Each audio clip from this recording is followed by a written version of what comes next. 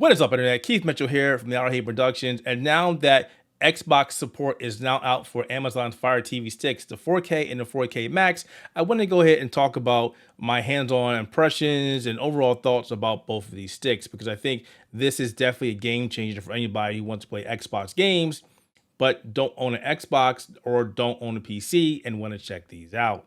Before we go into this, I do want to let you know that none of the Amazon Fire TV sticks was provided by Xbox. Everything here was provided by the Outer Haven Productions. So, a little history about this before we go into this. I want to say maybe a year ago, there was a rumor that Xbox is working on its own dongle that will connect to a TV that will allow you to play Xbox games, Xbox Game Pass. Well, that never happened, but as you can see now, we can see that they were in works with Amazon to put this onto their Fire TV device, which is actually a great idea because now they no longer have to worry about going into negotiations with, say, Samsung or LG, or have people writing to them going, well, how come my TV doesn't support this? Or how come my TV doesn't support this? Now it's just, okay, go buy this Amazon Fire TV stick, plug it into your TV, and you're good to go. Now, let's talk about the differences between the Amazon Fire TV 4K and the Fire TV 4K Max. The 4K, which comes in at $50, has a slightly lower processor, 8 gigs of onboard memory for storage, and does not have Wi-Fi 6. The 4K Max, however, has 16 gigs of onboard storage for applications and updates and does support Wi-Fi 6. Now, I tested both of these on two different networks, one having Wi-Fi 6 and one not having Wi-Fi 6, and I didn't see a big difference between performance. You can go out and buy either one. However, if you're just buying this for gaming, I would say go buy the 4K, but if you eventually do want to stream 4K content like Netflix and Disney and Amazon Prime and various other things, I would buy the 4K Max just because it has more onboard storage and Wi-Fi 6. All right, now we get to talk about what you're likely watching this video for. My impressions, how did it work, what didn't work. So once I connected the Amazon Fire TV stick to my LG TV and also my Sling Bravada, I did test it on two different TVs. I was able to just download the application and start it up just like I would on my smartphone or on my laptop. There was no big deal. Prior to this, however, I did pair my actual DualSense controller instead of my Xbox controller just because I wanted to see how it would work out, and it worked just fine. I was able to play every game with my DualSense with no issue, so that's pretty good. If you have a preference for a controller, there you go. Once everything loaded up, and it did take about a second or so, basically the interface installed and then loaded up, and there was like a split second of input latency, and then everything loaded up just fine. So it's not a major inconvenience or anything, just letting you know that you will see little hiccups here and there. And again, Xbox Cloud is not done. It's still considered a beta, so definitely keep that in mind. But I was able to play games like Forza Horizon, Halo Infinite, and various other games, Mortal Kombat as well.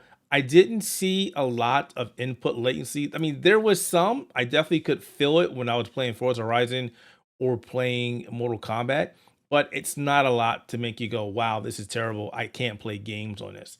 Starting up a game was simple, just like on your mobile device. Select the game. It takes a couple seconds for it to buffer the game down to you, and then you start playing the game. I will say that I was impressed with the lack of input delay. This is actually really good.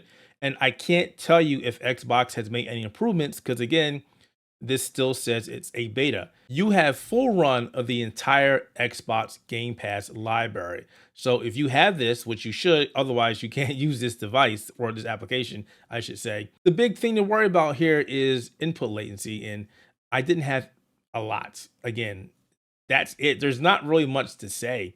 When I turned my car left in Forza, it went left. When I turned my car right, it went right. When I stopped, it stopped. It wasn't like, okay, I hit it and then 10 seconds later, oh wow, it suddenly started turning. No, it was great. Now, obviously, this is going to be catered towards people that are, and I hate using this word, casuals, because people who are more in depth, who are more involved with gaming, especially PC gaming, will notice that there is a little bit of latency, but it's not enough to, again, to say this is terrible. Further proof of this is I had my son play a couple games on this, and he thought he was playing on the Xbox Series X. And once he got done, I asked him a couple questions. He said, "No, I was fine, Dad. There was no issues. I was playing games like I normally would." And then I explained to him what it was, and he was like, "Wow, that's actually pretty cool." Then he tried to take it. Now, you may be wondering why I look a little different in this part of the video, and that's because what I recorded didn't come out the way I wanted it to, and I didn't want to give you guys bad information, so I had to re-record it, and of course, it happened after I got a haircut. But I look better this way, don't I? So there's a couple things that actually influence your experience anytime you're playing on cloud gaming. Doesn't make a difference if it's Xbox, Nvidia, whatever. The distance between you and the data center that is hosting the Xbox servers that are running Xbox Game Pass, the speed of the internet connection from wherever you're getting it from to your home, and then your Wi-Fi within your house. Now, the first one you don't have any control over because servers are located in data centers, which are located all over the world, and it depends on what region you're at and how many data centers are in that region or close to that region. So there's nothing you can do about that. Then you have your internet connectivity, which varies depending on your ISP, whether it be Verizon or Comcast or whoever, even a mom and pop ISP. It depends on how much congestion is going on at any given time, the speed of your connection, and your upload. A lot of ISPs like to give people very fast downloads and very crappy uploads. Upload is more important in this instance because what you're pressing on a controller, your direction or your buttons depends on your upload speed. So that is very important. And then you have what you can influence, which is your internet connection within your house, your Wi-Fi connection. Now, again, the 4K version of the Fire TV Stick uses regular Wi-Fi or Wi-Fi 5. It doesn't use 6. And then you have the 4K Max, which does use Wi-Fi 6, which is a little bit better. Now, there also is a device you can purchase. It is a dongle that connects to the Amazon Fire TV Stick that basically gives it access to Ethernet, so you can remove the Wi-Fi altogether. And if you are thinking about picking up one of these adapters for that, or even if you're getting an adapter for watching content, not just playing games, I would highly recommend that you go and pick that out. They're cheap. They're on Amazon. They're a couple dollars. I think the most expensive one was $20. And the benefit of that is you use your Ethernet. So if you're using like Cat 5 or Cat 6, you have a fast internet connection within your home. That's fantastic stuff. So I just wanted to drop that information for you. It applies to any cloud gaming. Just keep that in mind. Now, if you're thinking about picking up the Amazon Fire TV Stick to capture content because it now supports Xbox Game Pass, you may want to pump the brakes on that one because it's not going to work out the way you think it's going to. Most capture cards and devices from companies such as AverMedia and Elgato will not allow you to do that, will not allow you to capture content because of the high bandwidth digital content protection.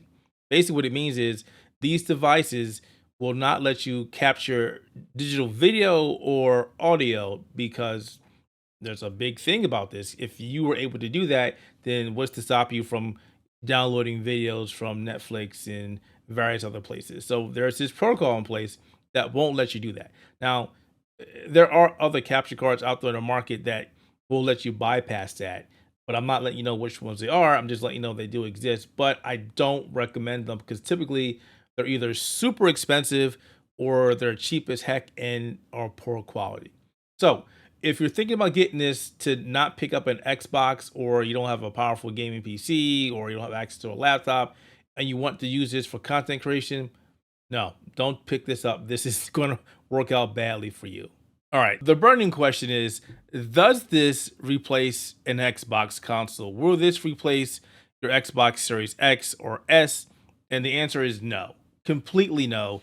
This will work alongside of it. This will complement it, but it will not replace it. However, this is great because say you have an Xbox downstairs and you want to play Xbox upstairs in your living room or your bedroom and you don't want to hook all the cables and wires and you just want to play. This works great. Say you have to go on a business trip, or say you're going to an event, or you're just leaving your home and you want to play your Xbox games and you simply don't want to take the Xbox with you. You can disconnect the Fire TV Stick, put it in your suitcase, your bag, your pocket, take it with you, hook it back up, and you're good to go. It's great. Will it change the game? Hell yes, definitely. And I probably shouldn't have said that. But this is living up to the mission that Xbox is actually doing. While a lot of people may not agree with Xbox is doing, they're making it so just about every device has access to its Xbox games. And this is just going one step further. It's not an official dongle from Xbox, but it has Xbox Game Pass support. And eventually it will have access to all of Xbox's games because that is their goal. If you're asking me, should I go out and run and buy one? That depends on what you plan on doing. If all you want to do is play games and you're fine with a little bit of input latency, go for it. Definitely check it out. If you do not like input latency and you simply cannot stand it, then I would not recommend this because you will notice it. You will notice the simplest input latency right there, and you might get frustrated. I can't see why. It worked fantastic for me, and I'm more than a casual gamer. So I definitely recommend it. This gets my stamp of approval. I would go out and get one right now if I didn't already get one or two. That said, folks, I hope you enjoyed this review of the Amazon Fire TV Xbox Game Pass supported device. And if you enjoyed the video, do us a big favor, leave a comment below, like the video, subscribe to our channel, and be sure to check back for more content from the Outer Haven. Thank you for watching.